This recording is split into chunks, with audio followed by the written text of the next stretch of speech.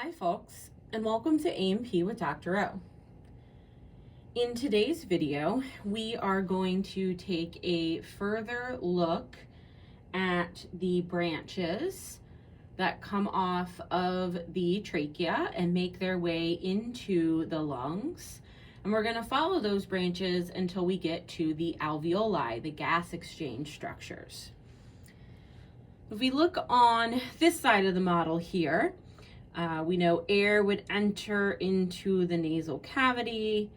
It would move through the pharynx, and then it would pass through the glottis and the larynx, and then into the trachea. And again, we can see those tracheal rings, those tracheal cartilages there.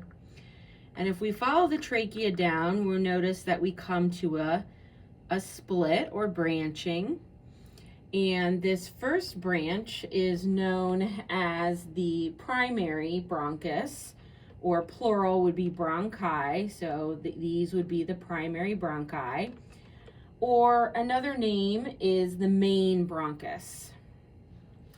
If we follow that primary bronchus, we can see that it splits again.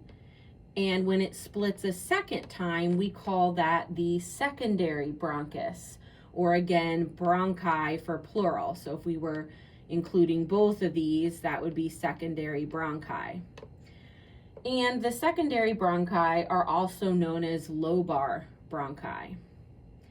Now, eventually, this is going to continue branching until we reach what is known as the terminal bronchiole, and that's what they're showing over here.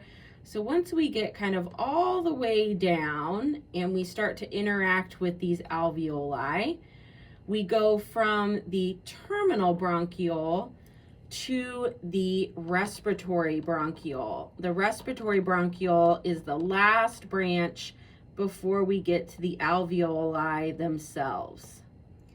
Now, the alveoli look like grapes. This looks like a bunch of grapes. Each grape is an alveolus, and plural would be alveoli.